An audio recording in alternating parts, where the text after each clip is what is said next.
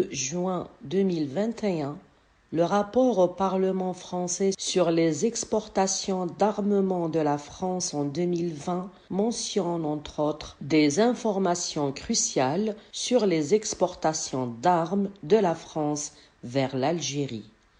Ce document de 126 pages nous apprend que l'Algérie a acheté de la France en 2020 des ML3, ML7, ML11, ML13, ML15, ML18, ML21 et des formations AMA4 avec une somme de plus de 51 millions d'euros. L'Algérie, premier acheteur du matériel anti-émeute de la France, a déboursé plus de 134 millions d'euros depuis le début du Hirak pacifique. C'est moi la voix. Non, c'est moi la voix. Nous sommes la voix. Nous sommes tous la voix des sans-voix. Notre invité de la semaine, Maître Lachmi Belhoussine, titulaire de double licence en droit algérien et droit suisse, pratiquant le barreau suisse depuis 2002, militant des droits de l'homme, président de l'association des compétences algériennes à l'étranger, connue sous l'appellation Algériens sans frontières, s'exprime sur le sujet à travers l'émission hebdomadaire Valeurs humaines. C'est moi la voix. Non, c'est moi la voix. Nous sommes la voix. Nous sommes tous la voix des sans-voix. Maître Lachmi Belhoussine, merci d'avoir accepté notre invitation. Ma première question sera sur le rapport au Parlement français sur les exportations d'armement de la France en 2020, dont le rapport fut publié le 2 juin 2021. Avec la crise politique et sociale que traverse l'Algérie, pourquoi se focaliser sur l'armement, Maître Lachmi Belhoussine? Concernant le rapport du 2 juin 2021, permettez-moi de relever que les informations contenues dans ce rapport sont choquantes à plus d'un titre. Tout d'abord, ces informations auraient dû être mises à disposition de l'opinion publique algérienne, non pas par des autorités étrangères, mais exclusivement par des autorités algériennes. Malheureusement, tel n'a pas été le cas. Pire encore, nous constatons que l'ancien ennemi du peuple algérien continue à fournir des armes contre ce peuple. Ça veut dire quoi? Ça veut dire que ce soit pendant la colonisation ou post-indépendance, la victime, elle est toujours la même, c'est le peuple algérien, et je le regrette profondément. Et c'est dire, bien au contraire, à quel point ces décideurs ont très peu de considération pour ces citoyennes et ces citoyens qui luttent pourtant juste pour leur liberté et leurs droits clairement ancrés dans toutes les constitutions algériennes, qu'elles soient légitimes ou pas, mais de toute façon, elles figurent dans la constitution, à savoir le droit de se réunir, le droit de manifester, le droit d'exprimer son opinion, ainsi de suite. Et je souhaite du fond du cœur que ce manque de considération cesse immédiatement. Il faut aussi rappeler que c'est l'argent du peuple qui est dépensé, argent pour acquérir des armes à utiliser contre ce même peuple. C'est profondément triste de faire ce constat. Je n'ai vraiment pas de mots pour exprimer ma profonde tristesse et ma colère contre ces agissements. Ensuite, le caractère inapproprié de ces dépenses qui se chiffrent en millions d'euros spécifiquement pour les armes anti-émeutes, mais de manière générale, les armes achetées ces dernières années s'élèvent à plusieurs milliards de dollars et c'est important de le relever également et ça me choque vraiment au plus haut point. Et pourquoi faire? Pourquoi focaliser justement sur l'armement? Pourtant, le monde entier s'incline devant le pacifisme du Hirak et pendant ce temps-là, nous apprenons par rapport interposé, si je peux le dire comme ça, que ce régime s'arme de moyens anti-émeutes pour réprimer des manifestations pourtant pacifiques. Depuis février 2019, il n'y a pas eu le moindre incident lors des manifestations ou en dehors des manifestations. Bien au contraire, nous avons tous en mémoire les fleurs que les manifestantes et les manifestants offraient aux policiers, comme pour dire que cette lutte elle est pacifique et le demeurera. L'Algérie, premier acheteur du matériel anti-émeute de la France, a déboursé plus de 134 millions d'euros pour se procurer ce matériel de la France durant le Hirak. Est-ce une façon de museler la voix du peuple en usant de la répression? En effet, débourser notamment, pas uniquement, mais notamment 134 millions d'euros en pleine crise financière, crise économique, crise sociale et politique est une manifestation d'un état d'esprit des dirigeants pour le moins inquiétant.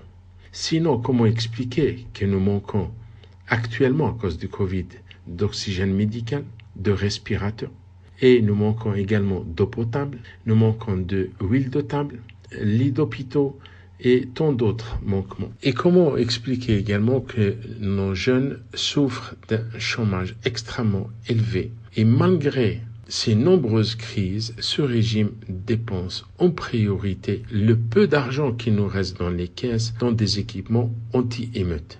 Cela veut dire clairement que résoudre des crises, aussi crises que je viens de citer, n'est pas du tout une priorité pour ce régime. La priorité pour ce régime est de stopper net ces manifestations. Or, on le sait tous, il n'est pas possible d'arrêter un peuple qui marche vers son destin. Bien au contraire, la politique du pourrissement mène forcément au renforcement de la détermination du peuple algérien à arracher sa liberté et son indépendance. C'est des facteurs, la liberté et l'indépendance sont au moins deux facteurs parmi d'autres qui sont indispensables au redémarrage de l'Algérie. Algérie qui se trouve maintenant stoppée, qui se trouve empêchée d'évoluer à cause justement de ce genre de décision que je regrette profondément. En 2019, le Canada a livré pour 12 millions de dollars canadiens, l'équivalent de 8,2 millions d'euros, des armes à l'Algérie depuis le début de l'année, suscitant des interrogations au sein des ONG. Où est la place des droits de l'homme dans tout ça, Maître Lachmi Belhoussin? Effectivement, le double langage des autorités canadiennes est pour le moins étonnant, si ce n'est pas sidérant. D'une part, les autorités canadiennes, et je le rappelle ici, ont déjà condamné ce même régime en octobre 2019 en adoptant une résolution de condamnation des violations des droits de l'homme perpétrées par ce même régime contre le peuple algérien, contre les manifestants. Et parallèlement, ces mêmes autorités canadiennes, elles fournissent à ce régime qu'elles-mêmes condamnent, elles lui fournissent des armes anti-émeutes. Et ce double langage, cette hypocrisie n'est pas propre aux autorités canadiennes. Je rappelle également que les États-Unis n'ont pas fait mieux, voire elles ont fait pire. Pourquoi? Parce que la police algérienne est équipée d'armes qui s'appellent les Taser X26.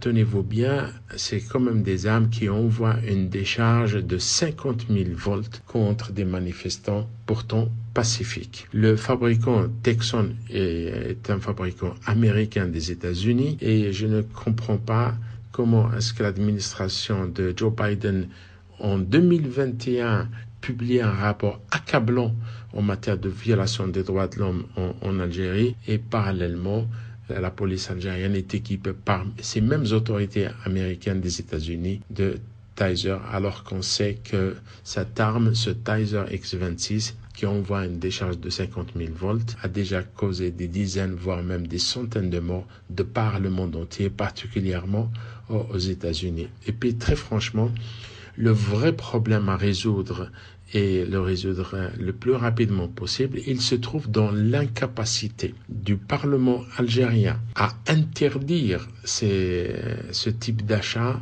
et surtout à diligenter des commissions d'enquête parlementaires. C'est très important d'amener ceux qui ont décidé de faire ce type d'achat, et on le sait tous, c'est pour être utilisé contre des manifestants pacifiques. Elle s'appelle des armes anti-émeutes, mais il n'y a pas d'émeutes en Algérie. Nous n'avons jamais vu des manifestants agresser des corps constitués comme la police ou la gendarmerie. Nous n'avons jamais vu des manifestantes ou des manifestants s'en prendre à du mobilier urbain, c'est-à-dire casser, que ce soit des arrêts de bus ou des vitrines ou autre. Donc il n'y a pas d'émeute. Alors ceux qui ont décidé de faire ce type d'achat d'armes anti-émeutes pour qu'elles soient utilisées contre des manifestants pacifiques, à mon avis, doivent être traduits en justice. C'est extrêmement important parce que ces manifestants, ils sont là et ne revendiquent que l'exercice de leurs droits constitutionnels, notamment parmi ces droits, le droit d'exprimer son opinion, le droit de manifester, le droit de simplement exercer de la politique. Et je regrette qu'il n'y ait pas justement de commission d'enquête parlementaire par faiblesse, tout simplement, ou tout simplement parce que ce Parlement, il est une simple vitrine démocratique et il ne joue absolument pas son rôle. Et parfois même, je me demande si les parlementaires, les députés sont réellement conscients de leur devoir dans ce sens-là. Quand j'entends leurs déclarations, particulièrement en cette période électorale, très franchement, je suis assez sceptique. Pour la plupart, ils ne sont même pas conscients de leur devoir en tant que député. En tant qu'avocat et militant des droits de l'homme, vous vous êtes intéressé au gel des avoirs des responsables algériens à l'étranger. Quel a été l'aboutissement? Effectivement, ma qualité de simple citoyen, avant d'être un avocat, il m'insupportait de voir l'argent du peuple algérien dilapidé à outrance et surtout transféré illégalement vers l'étranger en général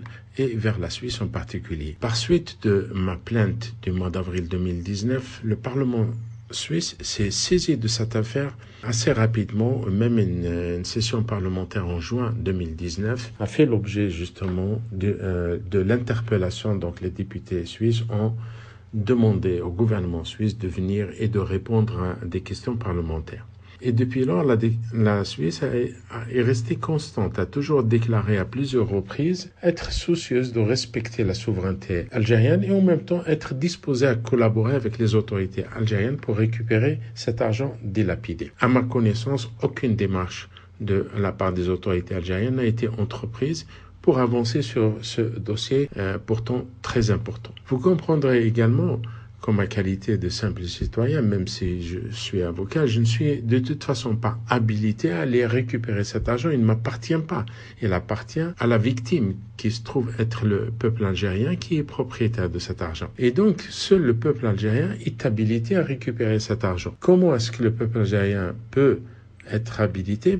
Par voie de représentation de ces autorités institutionnelles et constitutionnelles. Et seules ces autorités algériennes sont habilitées à représenter le peuple algérien et demander aux autorités suisses de récupérer cet argent. Mais à ma connaissance, aucune démarche n'a été entamée pour récupérer cet argent dilapidé. Il n'est jamais trop tard pour bien faire. Au sein de notre association Algériens sans frontières, ASF, nous avons proposé plusieurs solutions réalistes, concrètes, rapides, efficaces, mais nous n'avons jamais reçu de réponse. Alors il ne nous reste qu'à espérer, du moins bientôt je l'espère, que l'Algérie se dotera d'autorités réellement légitimes qui feront avancer ce dossier efficacement. Et je vous remercie. Maître Lachmi Belhoussine, merci infiniment.